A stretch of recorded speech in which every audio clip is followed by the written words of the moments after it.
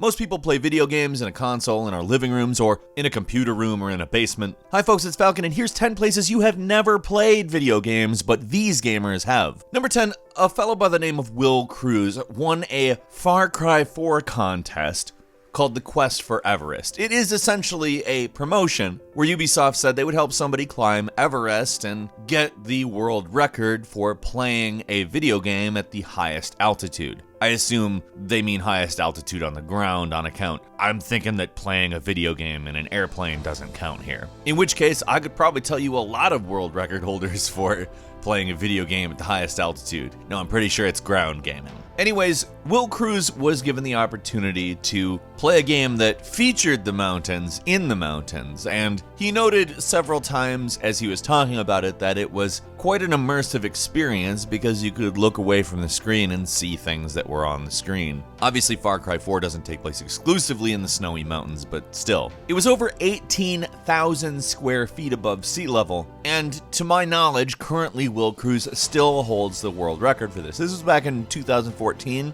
and I think it's probably reasonable to assume that probably isn't going to be broken anytime soon. I don't think anybody even tries to break that one. I'm not sure it was a world record before. Cool though, nonetheless. Number 9, this is more about a guy trying to play a game in space rather than actually accomplishing it.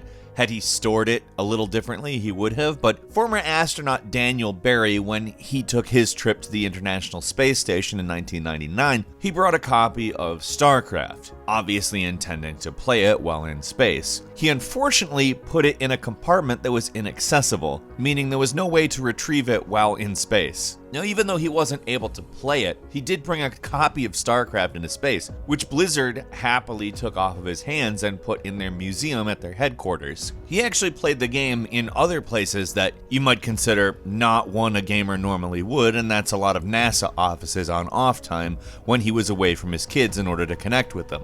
He particularly liked StarCraft because he believed it helped them teach critical thinking and strategic thinking in real time. But I think what former astronaut Daniel Barry's story tells us most is if you intend to game in space, keep the copy of the game like duct taped to you or something during the flight, because if you put it somewhere you can't get it, you're stuck in space without the game for a while. Number 8, IGN actually sent a couple of their personalities, specifically Naomi Kyle and Alana Pierce, up into one of those zero-gravity parabolic flights where they simulate zero gravity for them to attempt to do a 1-2 switch game. It did not work out well. As it turns out, it is very hard to do that. They did actually finish the game, though I'm just gonna go ahead and say the amount of effort that went into finishing a 1-2 switch game was just sky high compared to what you would normally expect. Get it? Sky high?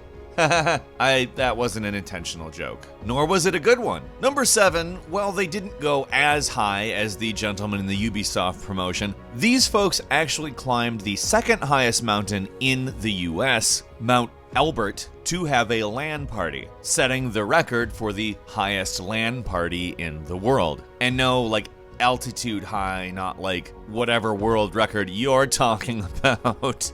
Well, the jokes aren't good today, are they? So the group that did this is called Tech Syndicate, who specifically does like on-location footage as well as tech news and other related things. And they called the actual project or climb or whatever you want to call it, they called it Highlander with LAN, because LAN party in all caps. It's actually a better joke than the ones I've been making.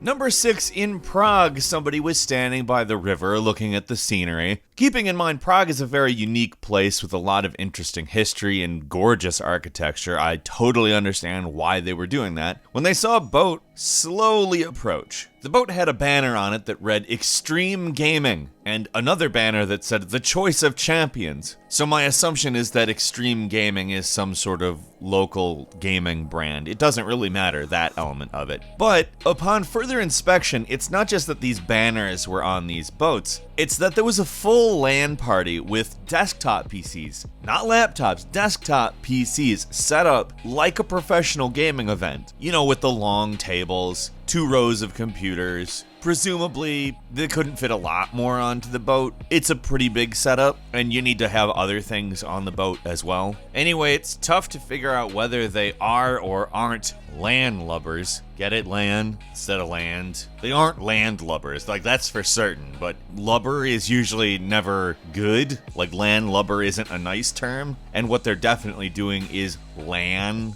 gaming. Yeah, that's probably one of the ways you could get me onto a boat though. Number 5, actually a lot of gamers did this one. You see, Pokemon Go was very popular for a time. I mean, to some extent it's still quite popular, but not the same as at its height. Coincidentally, height is exactly what we're going to talk about, as in the UK, quite a few Pokemon were on top of a mountain in Scotland known as the Ben Nevis, and this caused quite a spike in people climbing the mountain. You could find Eevee, Oddish, Krabby, Nidoran, and Pidgeotto up on the Ben Nevis, which sounds like nonsense. It's apparently a place where tons of people go anyways though, and I imagine for all of the people that were just planning to climb, all these Pokemon Go players probably felt really weird. I mean, to be fair, that's kind of what it was like for everyone the first little stretch of Pokemon Go. Now when you see somebody playing it, you're like, oh, they like Pokemon Go. Not, what is this? Why are there so many people doing this? I mean, we gamers knew it, but I just love imagining how other people saw that. Number 4, a few years ago, a large, complex system of lights and computers was networked throughout a skyscraper so you could play Tetris on the side of the skyscraper, which is very, very cool. I mean, is it necessary? Is it something that everybody wanted? I don't know about that. But when you see it, you're like, oh, well, I wish they would perfect that technology and just make it so that you could play Tetris on the side of every building. I like that. Make every building into Tetris, thanks. It's pretty wild. It actually took a few hundred lamps, because for every single one of the squares you needed to light it up. The standard Tetris board is 10 wide by 20 high, so that's about 200. Although they may have done the 10 by 24, I'm not going to count it, but it wasn't just a dopey thing that some people did. It actually got broadcast on BBC4. It was commissioned by the Royal Institution, and it's pretty awesome. I'm glad somebody did that. I mean, it's, like I said, purposeless, but awesome. Why? Because we can, that's why. Number 3, a bride and groom in China decided not to do the whole wedding reception thing. Instead, they went straight to an internet cafe and immediately get to playing video games and drinking and smoking. The news article that showed them makes sure to mention that they don't talk to each other during the course of their game session, but I'm gonna just go ahead and say this is something that was translated from some other thing. Like, they're trying to say that, like, gamers are antisocial. Not true.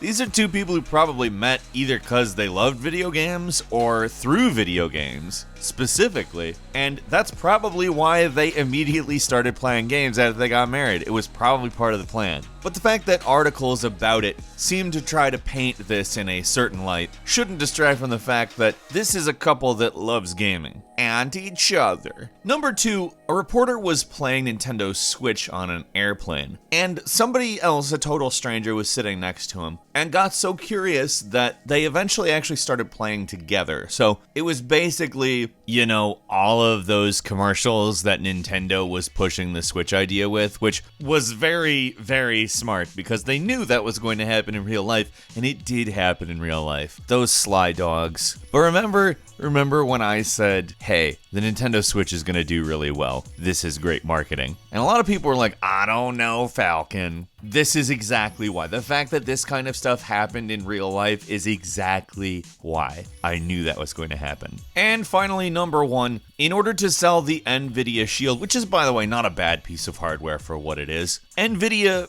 did a big professional stunt for a commercial that's still impressive now. They built a living room that could stay together while falling at terminal velocity, so to speak, and had a guy sit on a couch with a coffee table, an Nvidia Shield, a TV, all of that stuff set up and with the ability to play, and had him play while barreling towards the ground. I'm really guessing he had to like quickly do a bunch of stuff, or they did several runs, because they had him watching a movie, had him playing a racing game, I'm not entirely sure which one, and had him playing Street Fighter, and then you see that thing crash into the ground hard, which he's already pulled his parachute, of course. It wouldn't have been the Nvidia Shield commercial if somebody just outright died, but it went well, and it's impressive, and it's actually a cool video to watch. Still, where would you like to play video games in this wonderful world? Leave us a comment, let us know what you're thinking, and if you like this video, please click like. If you're not subscribed, now's a great time to do so. We upload brand new videos every day of the week, and the best way to see them first is, of course, a subscription, so click subscribe, and don't forget to click the notification bell. As always, we thank you very much for watching this video. I'm Falcon. You can follow me on Twitter at Falcon the Hero,